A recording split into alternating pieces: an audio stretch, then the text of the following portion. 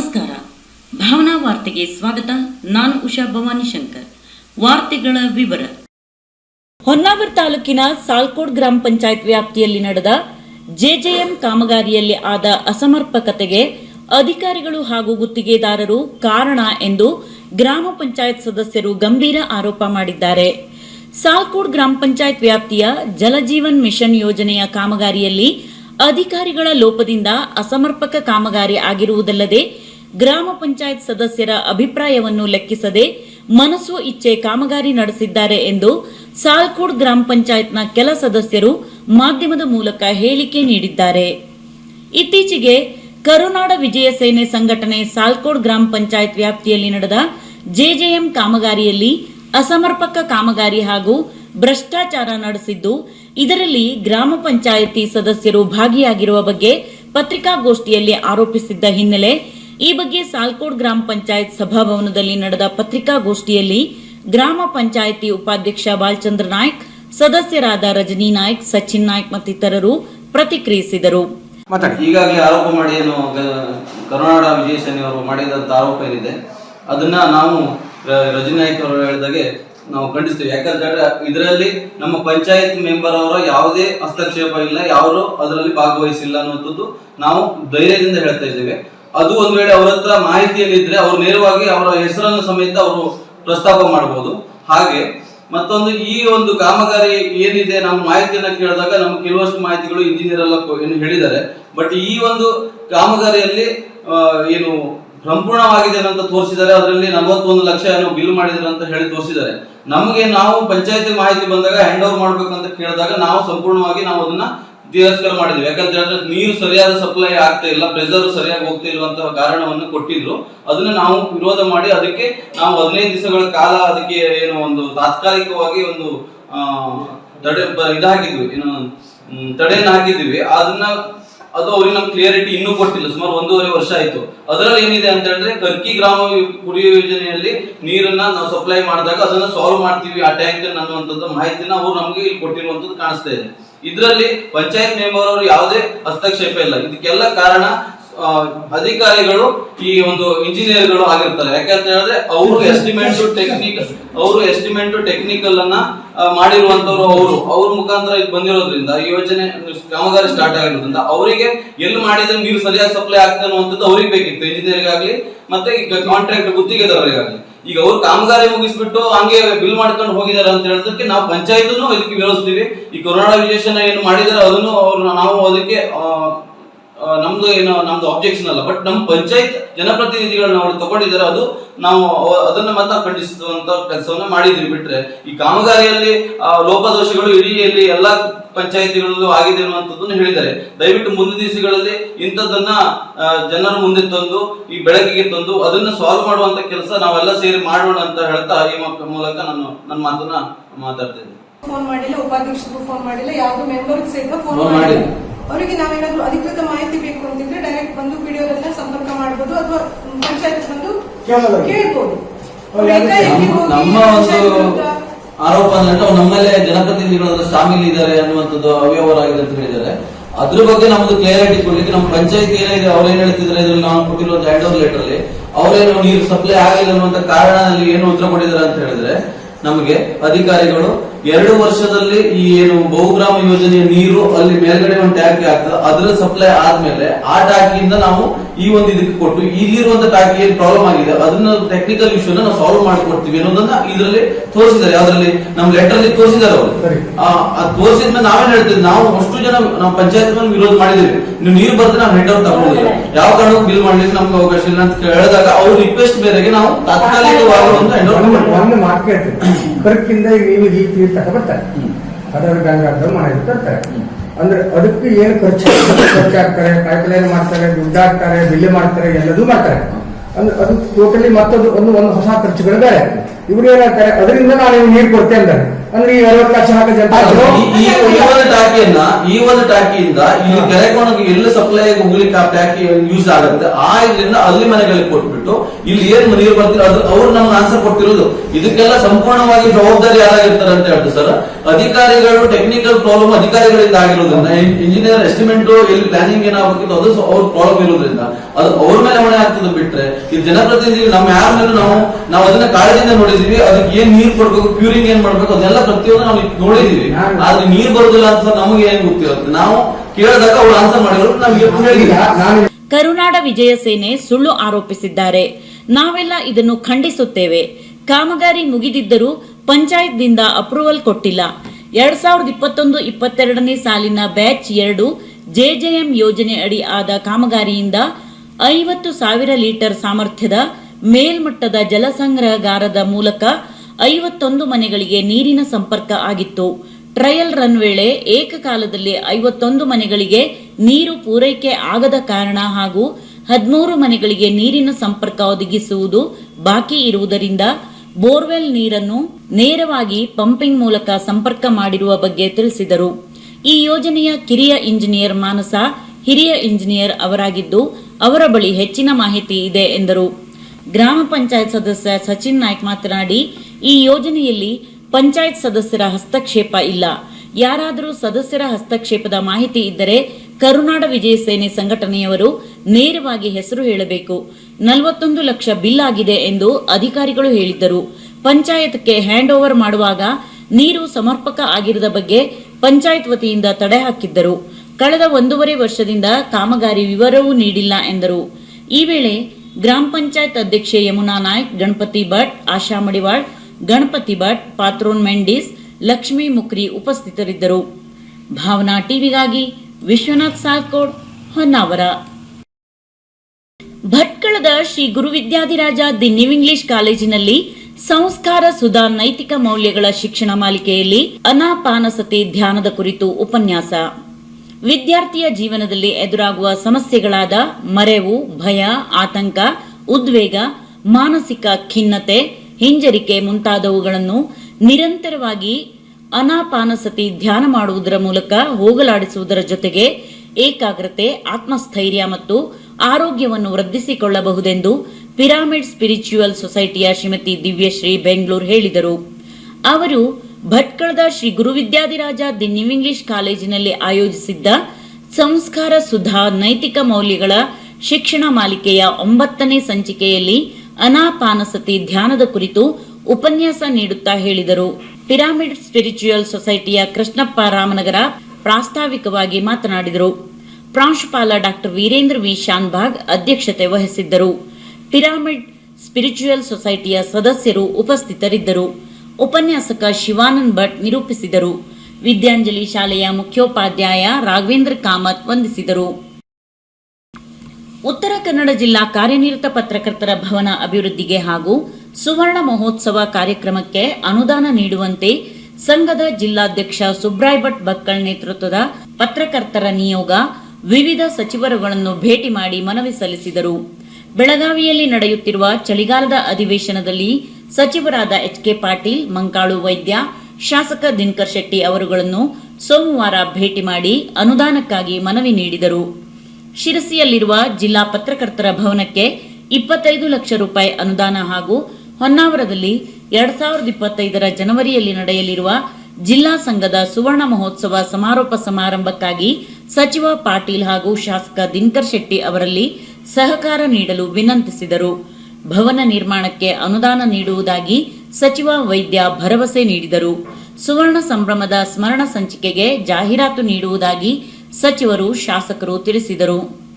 ಈ ಸಂದರ್ಭದಲ್ಲಿ ಜಿಲ್ಲಾ ಪತ್ರಿಕಾ ಮಂಡಳಿ ಕಾರ್ಯದರ್ಶಿ ಪ್ರದೀಪ್ ಶೆಟ್ಟಿ, ಶಿರಸಿ ತಾಲೂಕಾ ಕಾರ್ಯನಿರತ ಪತ್ರಕರ್ತರ ಸಂಘದ ಅಧ್ಯಕ್ಷ ಸಂದೇಶ್ ಭಟ್ ಬೆಳಕಂಡ, ಕಾರ್ಯದರ್ಶಿ ಕೃಷ್ಣಮೂರ್ತಿ ಕೆರೆಗದ್ದೆ, ಉಪಾಧ್ಯಕ್ಷೆ ವಿನುತಾ ಹೆಗಡೆ ಕಾನ್ಗೋಡ್, ಪತ್ರಕರ್ತರಾದ ರಾಜು ಕಾನ್ಸೂರ್, ಬಿವಿ ಹುಲಿಗೇಶ್, ನಾಗರಾಜ್ ಶೆಟ್ಟಿ, ಶಂಕರ್ ಜಾವೂರ್ ಇದ್ದರು.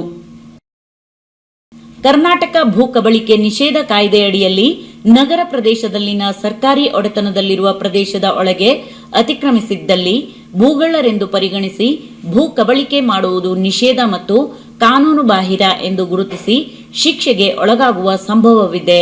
ಈ ಹಿನ್ನೆಲೆಯಲ್ಲಿ ಕಾಯ್ದೆ ಸಡಲೀಕರಣ ಅವಶ್ಯ ಎಂದು ಅರಣ್ಯ ಭೂಮಿ ಹಕ್ಕು ಹೋರಾಟಗಾರರ ವೇದಿಕೆಯ ಅಧ್ಯಕ್ಷ ರವೀಂದ್ರ ನಾಯ್ಕ್ ಹೇಳಿದರು. ಅವರು ಡಿಸೆಂಬರ್ 17ರಂದು ಭಟ್ಕಳದಲ್ಲಿ ಅರಣ್ಯವಾಸಿಗಳಿಗೆ ಗ್ರೀನ್ ಕಾರ್ಡ್ ವಿತರಣೆ ಮಾಡಿ ಅರಣ್ಯವಾಸಿಗಳನ್ನುದ್ದೇಶಿಸಿ ಮಾತನಾಡುತ್ತಾ ಹೇಳಿದರು. ಉದ್ದೇಶಿತ ಕಾನೂನಲ್ಲಿ ನಗರ ಪಾಲಿಕೆ ಪರಿಮಿತಿಯಿಂದ 10 ಕಿಲೋಮೀಟರ್ ಪರಿಮಿತಿಯೊಳಗಿನ ಭೂಮಿ, ನಗರಸಭೆಗಳ ಪರಿಮಿತಿಯಿಂದ 5 ಕಿಲೋಮೀಟರ್ ಒಳಗಿನ ಭೂಮಿ, ಪುರಸಭೆ ಮತ್ತು ಪಟ್ಟಣ ಪಂಚಾಯತ್ ಪರಿಮಿತಿಯಿಂದ 3 ಕಿಲೋಮೀಟರ್ ಒಳಗಿನ ಸ್ಥಳೀಯ ಪ್ರಾಧಿಕಾರಿಗಳ ಮತ್ತು ಸರ್ಕಾರದ ಒಡೆತನದ ನಿಯಂತ್ರಣ ಮತ್ತು ವ್ಯವಸ್ಥಾಪನೆಯಲ್ಲಿರುವ ಭೂಮಿ ಪ್ರದೇಶದಲ್ಲಿ ಮಂಜೂರಿ ಇಲ್ಲದೆ ಅತಿಕ್ರಮಿಸಿದ್ದಲ್ಲಿ ಸಾಗುವಳಿ ಮಾಡಿದ ಸಾಗುವಳಿದಾರರ ವಿರುದ್ಧ ಕ್ರಿಮಿನಲ್ ಪ್ರಕರಣ ಬೆಂಗಳೂರಿನ ವಿಶೇಷ ನ್ಯಾಯಾಲಯದಲ್ಲಿ ದಾಖಲಿಸಲ್ಪಡುವುದು ಎಂದು ಕಾನೂನಿನಲ್ಲಿ ಉಲ್ಲೇಖಿಸಲ್ಪಟ್ಟಿದೆ ಎಂದು ಅವರು ಹೇಳಿದರು. ಕಾರ್ಯಕ್ರಮದಲ್ಲಿ ಜಿಲ್ಲಾ ಸಂಚಾಲಕ ದೇವರಾಜ್ ಗೊಂಡ, ಪಾಂಡುರಂಗ್ ನಾಯ್ಕ್ ಬೆಳಕೆ, ಚಂದ್ರು ನಾಯ್ಕ್ ಬೆಳಕೆ, ಶಬ್ಬೀರ್ ಸಾಬ್ ಭಟ್ಕಳ್, ಚಂದ್ರು ನಾಯ್ಕ್ ಗೊರಟೆ, ದಯಾನಂದ್ ಹಸರವಳ್ಳಿ, ನಾಗರಾಜ್ ಹಸರವಳ್ಳಿ, ಸಂತೋಷ್ ಗೊರಟೆ, ಕೊಯ್ಯಂ ಕೋಲಾ ಭಟ್ಕಳ್, ರತ್ನಾ ಬೆಳಕೆ, ಮಾದೇವಿ ಕರಿಕಲ್ ಉಪಸ್ಥಿತರಿದ್ದರು. ಭೂ ಕಬಳಿಕೆ ನಿಷೇಧ ಕಾಯ್ದೆ ಅಡಿಯಲ್ಲಿ ದಾಖಲಿಸುವ ಕ್ರಿಮಿನಲ್ ಪ್ರಕರಣದಲ್ಲಿ 3 ವರ್ಷದವರೆಗೂ ಜೈಲು ಹಾಗೂ 25,000 ರೂಪಾಯಿ ದಂಡ ವಿಧಿಸುವ ಶಿಕ್ಷೆಯ ಅಂಶ ಕಾನೂನಿನಲ್ಲಿ ಉಲ್ಲೇಖಿಸಲ್ಪಟ್ಟಿದೆ ಎಂದು ಅಧ್ಯಕ್ಷ ರವೀಂದ್ರ ನಾಯ್ಕ್ ಹೇಳಿದರು. ಈಗ ಒಂದು ಚಿಕ್ಕ ವಿರಾಮ. ವಿರಾಮದ ನಂತರ ಭಾವನಾ ವಾರ್ತೆ ಮುಂದುವರಿಯುತ್ತದೆ. ಭಟ್ಕಳ ತಾಲೂಕಿನ ಶಿರಾಲಿ ಸಾರದಹೊಳೆಯ ಶ್ರೀ ಹಳೆಕೋಟೆ ಹನುಮಂತ ದೇವಸ್ಥಾನದಲ್ಲಿ 3ನೇ ವರ್ಷದ ಧನುರ್ಮಾಸ ಕಾರ್ಯಕ್ರಮ ಡಿಸೆಂಬರ್ 16ರಿಂದ ಪ್ರಾರಂಭವಾಗಿ ಜನವರಿ 14ರಂದು ಮುಕ್ತಾಯಗೊಳ್ಳಲಿದೆ. ಪ್ರತಿದಿನ ಬೆಳಿಗ್ಗೆ 3:30ರಿಂದ ಭಜನಾ ಕಾರ್ಯಕ್ರಮ ಪ್ರಾರಂಭವಾಗಿ 4 ಗಂಟೆಯಿಂದ ಅಭಿಷೇಕ ನಡೆಯಲಿದೆ. 5:15ಕ್ಕೆ ಮಹಾಮಂಗಳಾರತಿ ನಡೆದು 5:30ಕ್ಕೆ ಧನುರ್ಮಾಸ ಪೂಜಾ ಕಾರ್ಯಕ್ರಮ ಮುಗಿಯಲಿದೆ. ಭಕ್ತಾದಿಗಳು ಹೆಚ್ಚಿನ ಸಂಖ್ಯೆಯಲ್ಲಿ ಧನುರ್ಮಾಸ ಪೂಜಾ ಕಾರ್ಯಕ್ರಮದಲ್ಲಿ ಭಾಗವಹಿಸಿ ದೇವರ ಕೃಪೆಗೆ ಪಾತ್ರರಾಗಬೇಕಾಗಿ ವಿನಂತಿ.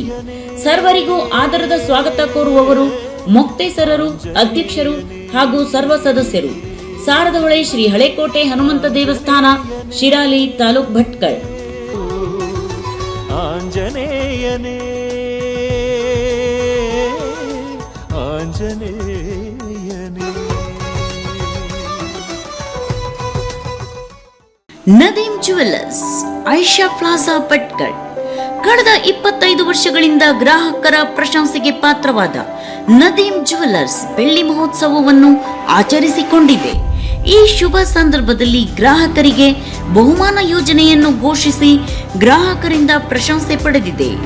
ನಮ್ಮಲ್ಲಿ 916 ಹಾಲ್ಮಾರ್ಕ್ ಚಿನ್ನದ ಆಭರಣಗಳು ವಿವಿಧ ರೀತಿಯ ಹೊಸ ಡಿಸೈನ್ನಲ್ಲಿ ದೊರೆಯುತ್ತದೆ.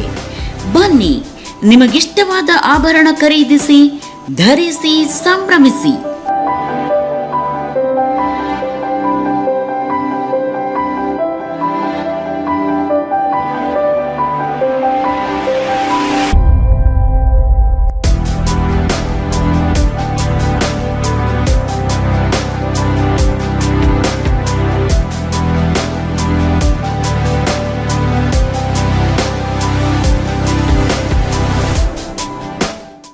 पूज्याय राघवेन्द्राय सत्यधर्म ಶ್ರೀ ರಾಘವೇಂದ್ರ ಜ್ಯೋತಿಷ್ಯಾಲಯ, ಪಂಡಿತ್ PR ಶಾಸ್ತ್ರಿ ಶ್ರೀ ಕ್ಷೇತ್ರ ಮಂತ್ರಾಲಯದಲ್ಲಿ ಗುರು ದೀಕ್ಷೆಯನ್ನು ಪಡೆದು ಕೇರಳದ ಸರ್ವಶಕ್ತಿಯನ್ನು ಸಿದ್ಧಿಪಡಿಸಿಕೊಂಡ ಏಕೈಕ ವಂಶ ಪಾರಂಪರ್ಯ ಜ್ಯೋತಿಷ್ಯರು ಇವರು. ನಿಮ್ಮ ಹಸ್ತರೇಖೆ, ಮುಖಲಕ್ಷಣ, ಜಾತಕ, ಕುಂಡಲಿ ನೋಡಿ ಸಂಪೂರ್ಣ ಭವಿಷ್ಯ ತಿಳಿಸುತ್ತಾರೆ. ನಿಮ್ಮ ಜೀವನದ ಸಮಸ್ಯೆಗಳಾದ ವಿದ್ಯೆ, ಉದ್ಯೋಗ, ವ್ಯಾಪಾರ, ಮದುವೆ, ಸಂತಾನ, ಸತಿಪತಿ ಕಲಹ, ಅನಾರೋಗ್ಯ, ಹಣಕಾಸು, ಕುಟುಂಬ ಸಮಸ್ಯೆ, ಶತ್ರುಕಾಟ ಇನ್ನಿತರೆ ನಿಮ್ಮ ಸಮಸ್ಯೆ ಏನೇ ಇರಲಿ, ಎಷ್ಟೇ ಕಠಿಣವಾಗಿರಲಿ, ಪರಿಹಾರ ಶತಸಿದ್ಧ.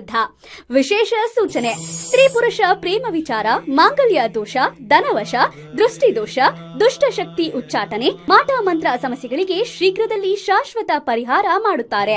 ಕಾಯಂ ವಿಳಾಸ: ತಾಲೂಕ್ ಪಂಚಾಯತ್ ಸಂಕೀರ್ಣ, shop number 10, new English school ರಸ್ತೆ, SBI ಬಜಾರ್ ಬ್ಯಾಂಕ್ ಪಕ್ಕದಲ್ಲಿ, ಭಟ್ಕಳ. ಮೊಬೈಲ್ ಸಂಖ್ಯೆ 9880992267. ವಿರಾಮದ ನಂತರ ಮತ್ತೆ ಭಾವನಾ ವಾರ್ತೆಗೆ ಸ್ವಾಗತ. JSS ಕಾಲೇಜು ಧಾರವಾಡದಲ್ಲಿ ನಡೆದ ಕರ್ನಾಟಕ ವಿಶ್ವವಿದ್ಯಾಲಯ ಅಂತರ್ ಮಹಾವಿದ್ಯಾಲಯಗಳ 71ನೇ ಅಥ್ಲೆಟಿಕ್ ಕ್ರೀಡಾಕೂಟದಲ್ಲಿ ಹೊನ್ನಾವರ SDM ಪದವಿ ಮಹಾವಿದ್ಯಾಲಯದ ವಿದ್ಯಾರ್ಥಿಗಳು ಸಾಧನೆ ಮಾಡಿದ್ದಾರೆ. ಸುರೇಶ್ ಶ್ರೀಧರ್ಗೌಡ 400 ಮೀಟರ್ ಹರ್ಡಲ್ಸ್ 4ನೇ ಸ್ಥಾನ, ರಕ್ಷಿತಾ ಗಾಬಿತ್ ಗುಂಡು ಎಸೆತದಲ್ಲಿ 4ನೇ ಸ್ಥಾನ, ದಿನೇಶ್ ಗೌಡ ಎತ್ತರ ಜಿಗಿತದಲ್ಲಿ 4ನೇ ಸ್ಥಾನ, ತೇಜಸ್ವಿನಿ ನಾಗೇಶ್ ಗೌಡ ಪೋಲ್ ವಾಲ್ಟ್ನಲ್ಲಿ 4ನೇ ಸ್ಥಾನ, ಅರುಣ್ ಗಣಪತಿ ಗೌಡ ಎತ್ತರ ಜಿಗಿತದಲ್ಲಿ ಕಂಚಿನ ಪದಕ, ದಿನೇಶ್ ನಾಯ್ಕ್ ತ್ರಿವಿಧ ಜಿಗಿತದಲ್ಲಿ ಕಂಚಿನ ಪದಕ, ಸಹನಾ ದಾಸ್ ಕಾರ್ವಿ 100 ಮೀಟರ್ ಹರ್ಡಲ್ಸ್ನಲ್ಲಿ 4ನೇ ಸ್ಥಾನ, ನಾಗರಾಜ್ ಕುಪ್ಪುಗೌಡ 400 ಮೀಟರ್ ಓಟದಲ್ಲಿ 4ನೇ ಸ್ಥಾನ, ಸುದೀಪ್ ಹೊನ್ನೇಕಾಯಿ ಹ್ಯಾಮರ್ ಥ್ರೋದಲ್ಲಿ ಬೆಳ್ಳಿ ಪದಕ, ಚಿನ್ಮಯ್ ಮರಾಠಿ 100 ಮೀಟರ್ ಕಂಚಿನ ಪದಕ, 200 ಮೀಟರ್ ಬೆಳ್ಳಿ ಪದಕ, ರಾಹುಲ್ ಐಗಳ್ ಪೋಲ್ ವಾಲ್ಟ್ನಲ್ಲಿ ಬೆಳ್ಳಿ, ಡೆಕಾಥ್ಲಾನ್ನಲ್ಲಿ ಬೆಳ್ಳಿ, ಈಶ್ವರ್ ನಾರಾಯಣ್ ಗೌಡ ತ್ರಿವಿಧ ಜಿಗಿತದಲ್ಲಿ ಬೆಳ್ಳಿ, 100 ಮೀಟರ್ ಹರ್ಡಲ್ಸ್ನಲ್ಲಿ ಚಿನ್ನ, 4x100 ಮೀಟರ್ ರಿಲೇಯಲ್ಲಿ ಬೆಳ್ಳಿ, ನಿಖಿತಾ ಗೌಡ ಹೆಪ್ಟಾಥ್ಲಾನ್ ಚಿನ್ನ, ಎತ್ತರ ಜಿಗಿತ ಚಿನ್ನ, ರಿಲೇಯಲ್ಲಿ ಬೆಳ್ಳಿ ಹಾಗೂ ಕಂಚಿನ ಪದಕ ಪಡೆದಿದ್ದಾರೆ. ಒಟ್ಟು 3 ಚಿನ್ನ, 5 ಬೆಳ್ಳಿ, 5 ಕಂಚಿನ ಪದಕಗಳನ್ನು ಗಳಿಸಿ ವಿಶ್ವವಿದ್ಯಾಲಯಕ್ಕೆ ಸಮಗ್ರ ವೀರಾಗ್ರಣಿ ತೃತೀಯ ಸ್ಥಾನ ಹಾಗೂ ಪುರುಷರ ವಿಭಾಗದಲ್ಲಿ ಮೊದಲ ರನ್ನರ್ಸ್ ಆಗಿ ಹೊರಹೊಮ್ಮಿರುತ್ತಾರೆ. ಇವರ ಸಾಧನೆಗೆ ಆಡಳಿತ ಮಂಡಳಿ ಹಾಗೂ ಪ್ರಾಚಾರ್ಯರು, ಉಪನ್ಯಾಸಕರು ಅಭಿನಂದಿಸಿದ್ದಾರೆ. ಭಾವನಾ ಟಿವಿಗಾಗಿ ವಿಶ್ವನಾಥ್ ಸಾಲ್ಕೋಡ್, ಹೊನ್ನಾವರ. ಎಸ್ಡಿಎಂ ಪದವಿ ಕಾಲೇಜಿನ ಇಂಗ್ಲಿಷ್ ಲಿಟರರಿ ಕ್ಲಬ್ ಆಶ್ರಯದಲ್ಲಿ ಮಂಗಳವಾರ ನಡೆದ ಕಾರ್ಯಕ್ರಮದಲ್ಲಿ ಪ್ರಸೂತಿ ಹಾಗೂ ಸ್ತ್ರೀರೋಗ ತಜ್ಞ ಡಾಕ್ಟರ್ ಗೌತಮ್ ಬಳ್ಕೂರ್ ವಿದ್ಯಾರ್ಥಿಗಳ ಕೈಬರಹ ಪತ್ರಿಕೆ ಬ್ಲೂಮ್ ಬಿಡುಗಡೆಗೊಳಿಸಿದರು. ವ್ಯಾಕರಣ ದೋಷವಿಲ್ಲದೆ ಇಂಗ್ಲಿಷ್ ಭಾಷೆಯಲ್ಲಿ ಮಾತನಾಡುವುದನ್ನು ಕಲಿತರೆ ಉತ್ತಮ ಉದ್ಯೋಗಾವಕಾಶಗಳನ್ನು ಪಡೆಯಲು ಹೆಚ್ಚಿನ ಅನುಕೂಲವಾಗುತ್ತದೆ ಎಂದು ಪ್ರಸೂತಿ ಹಾಗೂ ಸ್ತ್ರೀರೋಗ ತಜ್ಞ ಡಾಕ್ಟರ್ ಗೌತಮ್ ಬಳ್ಕೂರ್ ಅಭಿಪ್ರಾಯಪಟ್ಟರು. ಹೊನ್ನಾವರ ಎಸ್ಡಿಎಂ ಕಾಲೇಜಿನ ಇಂಗ್ಲಿಷ್ ವಿಭಾಗದ ಇಂಗ್ಲಿಷ್ ಲಿಟರರಿ ಕ್ಲಬ್ ವತಿಯಿಂದ ನಡೆದ ಕಾರ್ಯಕ್ರಮದಲ್ಲಿ ವಿದ್ಯಾರ್ಥಿಗಳ ಕೈಬರಹ ಪತ್ರಿಕೆ ಬ್ಲೂಮ್ ಬಿಡುಗಡೆಗೊಳಿಸಿ ಅವರು ಮಾತನಾಡಿದರು. ವಿದ್ಯಾರ್ಥಿಗಳು ಸಮಯದ ಸದುಪಯೋಗ ಮಾಡಿಕೊಳ್ಳುವ ಹವ್ಯಾಸ ರೂಢಿಸಿಕೊಳ್ಳಬೇಕು. ಮೊಬೈಲ್ ಅನ್ನು ಕೇವಲ ಮನರಂಜನೆಯ ಮಾಧ್ಯಮವಾಗಿ ಬಳಸಿಕೊಳ್ಳದೆ ರಚನಾತ್ಮಕ ಕಲಿಕೆಗೆ ಅದನ್ನು ಉಪಯೋಗಿಸಬೇಕು. ಪೌಷ್ಟಿಕ ಆಹಾರ ಸೇವನೆ, ದೈಹಿಕ ಶ್ರಮ ಹಾಗೂ ಉತ್ತಮ ಹವ್ಯಾಸಗಳನ್ನು ಹೊಂದಿ ದೈಹಿಕ ಹಾಗೂ ಮಾನಸಿಕ ಆರೋಗ್ಯ ವೃದ್ಧಿಸಿಕೊಳ್ಳಬೇಕು ಎಂದು ಅವರು ಸಲಹೆ ನೀಡಿದರು. ಕಾರ್ಯಕ್ರಮದ ಅಧ್ಯಕ್ಷತೆ ವಹಿಸಿದ ಪ್ರಾಚಾರ್ಯ ಡಾಕ್ಟರ್ ಡಿಎಲ್ ಹೆಬ್ಬಾರ್ ಮಾತನಾಡಿ, ತರಗತಿಯ ಪಾಠದ ಜೊತೆಗೆ ಪಠ್ಯೇತರ ಚಟುವಟಿಕೆಗಳಲ್ಲೂ ಭಾಗವಹಿಸುವ ಮೂಲಕ ವಿದ್ಯಾರ್ಥಿಗಳು ಉತ್ತಮ ವ್ಯಕ್ತಿತ್ವ ವಿಕಸನಗೊಳಿಸಬೇಕು ಎಂದು ಹೇಳಿದರು. ಸುಮಾ ಭಟ್, ನಿಖಿತಾ ಖಾರ್ವಿ ಪ್ರಾರ್ಥನಾ ಗೀತೆ ಹಾಡಿದರು. English literary club ಸಂಯೋಜಕಿ Valencia D'Souza ಸ್ವಾಗತಿಸಿದರು. ಇಂಗ್ಲಿಷ್ ವಿಭಾಗದ ಮುಖ್ಯಸ್ಥ ಡಾಕ್ಟರ್ ಎಂಜಿ ಹೆಗಡೆ ಅತಿಥಿ ಪರಿಚಯ ಮಾಡಿದರು. ಉಪನ್ಯಾಸಕಿ ಕೆಆರ್ ಶ್ರೀಲತಾ, ರಮ್ಯಾ ಮೇಸ್ತಾ, ಮಾಲತಿ ನಾಯ್ಕ್ ನಿರೂಪಿಸಿದರು. ಇಂಗ್ಲಿಷ್ ಲಿಟರರಿ ಕ್ಲಬ್ನ ಕಾರ್ಯದರ್ಶಿ ಸಹನಾ ಅಂಬಿಗ ವಂದಿಸಿದರು. ವಿವಿಧ ಸ್ಪರ್ಧೆಗಳಲ್ಲಿ ವಿಜೇತರಾದ ವಿದ್ಯಾರ್ಥಿಗಳಿಗೆ ಬಹುಮಾನ ವಿತರಿಸಲಾಯಿತು. ಚುನಾವಣೆ ಸಂದರ್ಭ ಕಾಂಗ್ರೆಸ್ ಪಕ್ಷವು ನೀಡಿದ ಪಂಚ ಯೋಜನೆಗಳನ್ನು ಜನಸಾಮಾನ್ಯರಿಗೆ ತಲುಪಿಸಿದ ಸಂತೃಪ್ತಿ ಸಿದ್ದರಾಮಯ್ಯ ಕಾಂಗ್ರೆಸ್ ಸರ್ಕಾರಕ್ಕೆ ಇದೆ ಎಂದು ಗ್ಯಾರಂಟಿ ಅನುಷ್ಠಾನ ಸಮಿತಿಯ ಉಡುಪಿ ಜಿಲ್ಲಾಧ್ಯಕ್ಷ ಅಶೋಕ್ ಕೊಡವೂರು ಹೇಳಿದರು. ಡಿಸೆಂಬರ್ 17ರಂದು ನಡೆದ ಕಾರ್ಕಳ ತಾಲೂಕು ಗ್ಯಾರಂಟಿ ಅನುಷ್ಠಾನ ಸಮಿತಿಯ ಕಚೇರಿ ಉದ್ಘಾಟನೆ, ಅಧ್ಯಕ್ಷರ ಅಧಿಕಾರ ಸ್ವೀಕಾರ ಹಾಗೂ ಅನುಷ್ಠಾನ ಸಮಿತಿಯ ಸಭೆಯನ್ನುದ್ದೇಶಿಸಿ ಅವರು ಮಾತನಾಡಿದರು. ಮುಖ್ಯಮಂತ್ರಿ ಸಿದ್ದರಾಮಯ್ಯ ಹಾಗೂ ಉಪಮುಖ್ಯಮಂತ್ರಿ ಡಿಕೆ ಶಿವಕುಮಾರ್ ಅವರು ಚುನಾವಣಾ ಪೂರ್ವ ಸಂದರ್ಭ ಸಹಿ ಹಾಕಿ ನೀಡಿದ ಭರವಸೆಗಳನ್ನು ಇಂದು ಸಮಾಜದ ಕಟ್ಟಕಡೆಯ ಅರ್ಹ ಫಲಾನುಭವಿಗಳು ಪಡೆದುಕೊಳ್ಳುತ್ತಿದ್ದಾರೆ. ಕೊರೋನಾ ಸಂದರ್ಭದಲ್ಲಿ ಜನರು ಪಟ್ಟ ಕಷ್ಟ ಅರಿತು ಈ ಪಂಚ ಉಚಿತ ಯೋಜನೆಗಳನ್ನು ಜಾರಿಗೊಳಿಸಲಾಗಿದೆ. ಅಧಿಕಾರಿ ವರ್ಗ ಹಾಗೂ ಅನುಷ್ಠಾನ ಸಮಿತಿ ಜೊತೆಯಾಗಿ ಕೆಲಸ ಮಾಡಿದಾಗ ಸರ್ಕಾರದ ಯೋಜನೆಗಳು ಇನ್ನಷ್ಟು ಜನರಿಗೆ ತಲುಪಲು ಸಾಧ್ಯವಾಗಲಿದೆ ಎಂದರು. ಮುಂದಿನ ದಿನಗಳಲ್ಲಿ ಅನುಷ್ಠಾನ ಸಮಿತಿಯು ಪ್ರತಿಯೊಬ್ಬ ಫಲಾನುಭವಿಗಳಿಗೆ ಸರ್ಕಾರದ ಯೋಜನೆಗಳು ತಲುಪುವ ಹಾಗೆ ಕೆಲಸ ಮಾಡಲಾಗುವುದು ಎಂದರು. ಸರ್ಕಾರದ ಕಾರ್ಯಕ್ರಮಗಳು ಏನು? ಸರ್ಕಾರ ಯಾವುದಾದ್ರೂ ಒಂದು ಕಾರ್ಯಕ್ರಮ ಕೊಡಿದರೆ ಅದರ ಮುಂದೆ ಜನರ ಬದುಕನ್ನು ಕಟ್ಟತಕ್ಕಂಥ ಕೆಲಸವನ್ನು ಸರ್ಕಾರ ಸದಾ ಮಾಡುತ್ತದೆ. ಯಾವುದೇ ಒಂದು ಸರ್ಕಾರ ಚುನಾವಣೆ ಪೂರ್ವವಾಗಿ ಚುನಾವಣೆಗೆ ಕೆಲವು ಭರವಸೆಗಳನ್ನು ಕೊಡ್ತದೆ. ಆ ಭರವಸೆಯನ್ನು ಈ ಜನರಿಗೆ ಯಾವ ರೀತಿಯಲ್ಲಿ ನಮ್ಮ ಸರ್ಕಾರ ಬಂದ್ರೆ ಸಹಾಯ ಮಾಡಬಹುದು ಅನ್ನತಕ್ಕಂಥ ಭರವಸೆಗಳನ್ನು ನಮ್ಮ ಮ್ಯಾನಿಫೆಸ್ಟೋ ಅಂತ ಹೇಳ್ತೇವೆ. ಆ ಭರವಸೆಯನ್ನು ಕೊಡ್ತೇವೆ ನನ್ನ ಆಯ್ಕೆ. ಅದೇ ರೀತಿ ಕಳೆದ ಚುನಾವಣೆಯಲ್ಲಿ ನಮ್ಮ ಪಕ್ಷ, ನಮ್ಮ ನಾಯಕರಾದ ಇವತ್ತಿನ ಮುಖ್ಯಮಂತ್ರಿಗಳು ಆದ ಸನ್ಮಾನ್ಯ ಸಿದ್ದರಾಮಯ್ಯ ಅವರು ಮತ್ತೆ ಉಪಮುಖ್ಯಮಂತ್ರಿಗಳಾದ ಸನ್ಮಾನ್ಯ DK ಶಿವಕುಮಾರ್ ಅವರು ಲಿಖಿತವಾಗಿ ತಮ್ಮ ಸಹಿಯ ಮುಂದೆ ಮನೆ ಮನೆಗೆ ಮತ ಯಾಚನೆ ಮಾಡುವಾಗ ಈ ಪಂಚ ಗ್ಯಾರಂಟಿಯನ್ನು ನಾವು ಕೊಡ್ತೇವೆ ಅನ್ನತಕ್ಕಂಥ ಒಂದು ಆಶ್ವಾಸನೆಯನ್ನು ಕೊಟ್ಟಿದ್ದೀವಿ. ಇದು ಸರ್ಕಾರದ ಜವಾಬ್ದಾರಿ ಕೂಡ, ಸರ್ಕಾರ ಅಧಿಕಾರಕ್ಕೆ ಬಂದಾಗ ಅದರ ಜವಾಬ್ದಾರಿ ಕೂಡ. ಈ ಗ್ಯಾರಂಟಿಗಳು ಯಾಕೆ ಕೊಟ್ಟರು? ನಮ್ಮ ಪಂಚ ಯೋಜನೆಗಳ ಅನುಷ್ಠಾನ ಸಮಿತಿಯ ಉಪಾಧ್ಯಕ್ಷ ಮುನಿಯಾಲು ಉದಯ್ ಕುಮಾರ್ ಶೆಟ್ಟಿ ಮಾತನಾಡಿ, ಸರ್ಕಾರ ಅಧಿಕಾರ ವಹಿಸಿಕೊಂಡ 24 ಗಂಟೆಯೊಳಗೆ ನೀಡಿದ ಭರವಸೆಗಳನ್ನು ಪೂರೈಸಿದ ಸರ್ಕಾರ ಎಂಬ ಖ್ಯಾತಿಗೆ ಸಿದ್ದರಾಮಯ್ಯ ಸರ್ಕಾರ ಪಾತ್ರವಾಗಿದೆ. ಬಡತನದ ಕಾಳಜಿ ಅರಿತು ಈ ಯೋಜನೆಯನ್ನು ಅನುಷ್ಠಾನಗೊಳಿಸಲಾಗಿದೆ. ಇದರಿಂದ ಹಲವಾರು ಮಂದಿ ಫಲಾನುಭವಿಗಳು ಇದರ ಪ್ರಯೋಜನವನ್ನು ಪಡೆಯುವಂತಾಗಿದೆ. ಪ್ರಚಾರ ಪಡೆಯದೆ ಸರ್ಕಾರದ ಯೋಜನೆಯನ್ನು ಜನರಿಗೆ ತಲುಪಿದೆ ಎಂದರು. ಪಂಚ ಗ್ಯಾರಂಟಿಗಳನ್ನು ನೀಡಿದ ರಾಜ್ಯ ಇದ್ದರೆ ಅದು ಕರ್ನಾಟಕ. ಅದರಲ್ಲೂ ಪಂಚ ಗ್ಯಾರಂಟಿಗಳನ್ನು ಪ್ರಪ್ರಥಮವಾಗಿ ಪಡೆದುಕೊಂಡವರು ಉಡುಪಿ ಜಿಲ್ಲೆಯವರು ಎಂದರು. ಯೋಜನೆಯನ್ನು ಟೀಕಿಸುವವರು ಎಲ್ಲಾ ಸವಲತ್ತುಗಳನ್ನು ಬಿಡಬಹುದು ಎಂದು ಮನವಿ ಮಾಡಿದರು. ಪಂಚ ಗ್ಯಾರಂಟಿ ನೀಡುವುದರಿಂದ ಸರ್ಕಾರ ದಿವಾಳಿಯಾಗುತ್ತದೆ ಎಂದು ಹೇಳುವವರು ಸರ್ಕಾರದ ಸವಲತ್ತನ್ನು ಪಡೆಯದೆ ಯೋಜನೆಯನ್ನು ಬಿಡಬಹುದು. ಇದರಿಂದ ಉಳಿಕೆಯಾದ ಹಣ ಬಡವರಿಗಾಗಿ ಬೇರೆ ಯೋಜನೆಗಳನ್ನು ಅನುಷ್ಠಾನಗೊಳಿಸಲು ಸಾಧ್ಯವಾಗುತ್ತದೆ ಎಂದರು. ಸಮಿತಿಯ ಸದಸ್ಯರು ಟೀಕೆ ಮಾಡುವವರಿಗೆ ಈ ಯೋಜನೆ ಬಿಡುವಂತೆ ಮನವಿ ಮಾಡಿ ಎಂದು ತಿಳಿಸಿದರು. ಸಂತೋಷ ಸುಮಾರು ಒಂದೂವರೆ ಹಿಂದೆ ತುಂಬಾ ಸಂತೋಷ ಆಗಿದೆ.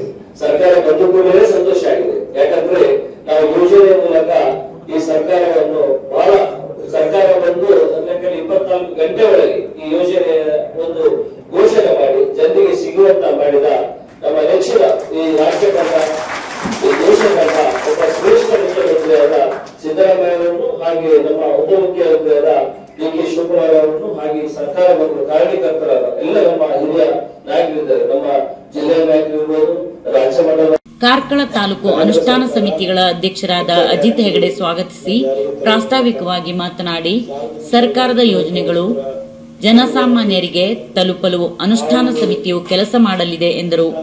ಫಲಾನುಭವಿಗಳು ಈ ಯೋಜನೆಗಳಿಂದ ಸಮಸ್ಯೆ ಉಂಟಾದಲ್ಲಿ ನಮ್ಮನ್ನು ಸಂಪರ್ಕಿಸುವಂತೆ ತಿಳಿಸಿದರು. ಇಲಾಖೆಯವರು ಸಂಬಂಧಪಟ್ಟಂತಹ ಸಾರ್ವಜನಿಕರಿಗೆ ಆ ಯೋಜನೆಯನ್ನ ತಳಮಟ್ಟಕ್ಕೆ ತಲುಪುವಂತೆ ಮಾಡುವಂತ ಜವಾಬ್ದಾರಿ ನಮ್ದೆಲ್ಲರಿದೆ. ಹಾಗಾಗಿ ನಾವೆಲ್ಲರೂ ಕೂಡ ತಮ್ಮ ಜವಾಬ್ದಾರಿಯನ್ನು ಅರಿತು ಸಾರ್ವಜನಿಕರಿಗೆ ಅನುಕೂಲ ಮಾಡಿಕೊಳ್ಳುವ ಉದ್ದೇಶದಿಂದ ಈ ಒಂದು ಏನು 5 ಸ್ಕೀಮ್ ಇದೆ, ಪಂಚ ಗ್ಯಾರಂಟಿ ಸ್ಕೀಮ್, ಆ ಒಂದು ಎಲ್ಲಾ ಅನುಷ್ಠಾನ ಮಾಡುವ ಜೊತೆಗೆ ಸಾರ್ವಜನಿಕರೊಂದಿಗೆ ನಾವೆಲ್ಲರೂ ಸೇರುವಂತ ಹೇಳ್ತಾ, ಅದೇ ರೀತಿ ಈ ಒಂದು ಕಾರ್ಕಳದಲ್ಲಿರುವಂತಹ ಎಲ್ಲ ಸಾರ್ವಜನಿಕರಿಗೆ ಈ ಗ್ಯಾರಂಟಿಯ ಫಲಾನುಭವಿಗಳಿಗೆ ಎಲ್ಲರೂ ತಲುಪಿಸುವಂತೆ ನಾವೆಲ್ಲರೂ ಮಾಡುವಂತ ಹೇಳ್ತಾ ನನಗೊಂದು ಅವಕಾಶ ಮಾಡಿಕೊಡೋದಕ್ಕೆ ನಮ್ಮೆಲ್ಲರಿಗೂ. ತಹಶೀಲ್ದಾರ್ ಪ್ರದೀಪ್ ಆರ್, ಅನುಷ್ಠಾನ ಸಮಿತಿಯ ಕಾರ್ಯದರ್ಶಿ ಶಶಿಧರ್, ಪುರಸಭಾ ಮುಖ್ಯಾಧಿಕಾರಿ ರೇಖಾ ಶೆಟ್ಟಿ ಹಾಗೂ ಅನುಷ್ಠಾನ ಸಮಿತಿಯ ಪದಾಧಿಕಾರಿಗಳು ಉಪಸ್ಥಿತರಿದ್ದರು. ಭಾವನಾ ಟಿವಿಗಾಗಿ ಅರುಣ್ ಭಟ್, ಕಾರ್ಕಳ. ಕತಾರಿನಲ್ಲಿರುವ ಭಾರತೀಯ ಸಾಂಸ್ಕೃತಿಕ ಕೇಂದ್ರವು ಮಹಿಳೆಯರ ಒಕ್ಕೂಟದ ಸಹಯೋಗದೊಂದಿಗೆ ಶರೀನ್ ಶಹನಾ ಅವರೊಂದಿಗೆ ಸಂವಾದವನ್ನು ಏರ್ಪಡಿಸಿತ್ತು. ಒಂದು ಭೀಕರ ಅಪಘಾತದಲ್ಲಿ ಪ್ರಾಣಾಪಾಯದಿಂದ ಪಾರಾಗಿ ಜೀವನ ಪರ್ಯಂತ 2 ಕಾಲುಗಳ ಸ್ವಾಧೀನವನ್ನು ಕಳೆದುಕೊಂಡಿರುವ ಇವರು ತಮ್ಮ ಕನಸಾದ ಭಾರತೀಯ ಆಡಳಿತ ಸೇವೆಗೆ ಸೇರ್ಪಡೆಯಾದ ಸಾಹಸಮಯ ಕಥಾವೃತ್ತಾಂತವನ್ನು ಆಗಮಿಸಿದ ಎಲ್ಲರೊಂದಿಗೆ ಹಂಚಿಕೊಂಡರು. ಉನ್ನತ ವ್ಯಾಸಂಗದ ನಂತರ ಕೇಂದ್ರ ಸಾರ್ವಜನಿಕ ಸೇವಾ ಪರೀಕ್ಷೆಗಳನ್ನು ತಮ್ಮ ಶ್ರದ್ಧೆ ಹಾಗೂ ಪರಿಶ್ರಮದಿಂದ 913 ರ್ಯಾಂಕ್ ಪಡೆದು ಉತ್ತೀರ್ಣರಾದರು. ಸಂಜೆಯ ಕಾರ್ಯಕ್ರಮವನ್ನು ಸ್ವಾಗತ ಭಾಷಣದೊಂದಿಗೆ ಐಸಿಸಿ ಸಾಂಸ್ಕೃತಿಕ ಚಟುವಟಿಕೆಗಳ ಮುಖ್ಯಸ್ಥರಾದ ಶ್ರೀಮತಿ ನಂದಿನಿ ಅಬ್ಬಾಗೋಣಿ ಅವರು ಪ್ರಾರಂಭಿಸಿದರು. ನಂತರ ಐಸಿಸಿ ಉಪಾಧ್ಯಕ್ಷರಾದ ಕರ್ನಾಟಕ ಮೂಲದವರಾದ ಸುಬ್ರಹ್ಮಣ್ಯ ಹೆಬ್ಬಾಗಿಲು ಅವರು ಕಾರ್ಯಕ್ರಮವನ್ನುದ್ದೇಶಿಸಿ ಸಂದೇಶವನ್ನು ರವಾನಿಸಿದರು. ವಂದನಾರ್ಪಣೆಗಳನ್ನು ಐಸಿಸಿ ಬಾಹ್ಯ ಚಟುವಟಿಕೆಗಳ ಮುಖ್ಯಸ್ಥರಾದ ಶ್ರೀಮತಿ ಗಾರ್ಗಿ ವೈದ್ಯ ಅವರು ಸಮರ್ಪಿಸಿದರು. ಶ್ರೀಮತಿ ಮಂಜು ಅವರು ನಿರೂಪಣೆ ನಡೆಸಿಕೊಟ್ಟ ಕಾರ್ಯಕ್ರಮದಲ್ಲಿ ಶರೀನ್ ಅವರು ತಮ್ಮ ಅಮೋಘ ಜೀವನ ಪಯಣದಲ್ಲಿ ಶಾರೀರಿಕ ಪರಿಮಿತಿಗಳನ್ನು ದಾಟಿ ವ್ಯಾಸಂಗ ಹಾಗೂ ವೃತ್ತಿಪರ ಕನಸುಗಳನ್ನು ಪೂರೈಸುವ ಮಾರ್ಗವನ್ನು ಸೂಚಿಸಿದರು. ಇವರ ಮನಮೋಹಕ ರೋಚಕ ಭಾಷಣವು ಆಗಮಿಸಿದ ಸಭಿಕರಿಗೆಲ್ಲ ಮೈಮನ ರೋಮಾಂಚನಗೊಳಿಸುವುದು ಮಾತ್ರವಲ್ಲದೆ ಜೀವನದಲ್ಲಿ ಸಾಧನೆ ಮಾಡಲು ಸಕಲ ಮಾರ್ಗಗಳು ತೆರೆದಿವೆ ಎನ್ನುವ ಸಂದೇಶವನ್ನು ಸಮರ್ಪಕವಾಗಿ ದೃಢೀಕರಿಸಲಾಯಿತು. ಎಂತಹ ಕಷ್ಟ ಕಠಿಣ ಕಾರ್ಪಣ್ಯಗಳು ಎದುರಾದರೂ ನಮ್ಮ ಗುರಿ ತಲುಪಲು ಇವು ಮೆಟ್ಟಿಲುಗಳು ಮಾತ್ರ ಎಂದು ಶರೀನ್ ಅವರು ಸ್ವತಃ ಉದಾಹರಣೆಯೊಂದಿಗೆ ನಿದರ್ಶನ ನೀಡಿದರು. ಐಸಿಸಿ ಆಡಳಿತ ಸಮಿತಿಯ ಸದಸ್ಯರು, ಇತರ ಸಂಘ ಸಂಸ್ಥೆಗಳ ಅಧ್ಯಕ್ಷರು, ಐಸಿಸಿ ಮಹಿಳಾ ಒಕ್ಕೂಟದ ಸದಸ್ಯರು, ಸಮುದಾಯದ ಹಿರಿಯ ಮುಖಂಡರು ಈ ಕಾರ್ಯಕ್ರಮದಲ್ಲಿ ಪಾಲ್ಗೊಂಡಿದ್ದರು. ಇಲ್ಲಿಗೆ ಭಾವನಾ ವಾರ್ತೆ ಮುಕ್ತಾಯವಾಯಿತು. ಮತ್ತೆ ಭಾವನಾ ವಾರ್ತೆಯೊಂದಿಗೆ ಭೇಟಿಯಾಗೋಣ. ಅಲ್ಲಿಯವರೆಗೂ ನಮಸ್ಕಾರ. ನಿರಂತರ ರಂಜನೆ, ನಿಮ್ಮೂರಿನ ಸುದ್ದಿ ಮನೆ. ನೋಡ್ತಾ ಇರಿ ಭಾವನಾ ಟಿವಿ, ಇದು ನಿಮ್ಮ ವಾಹಿನಿ.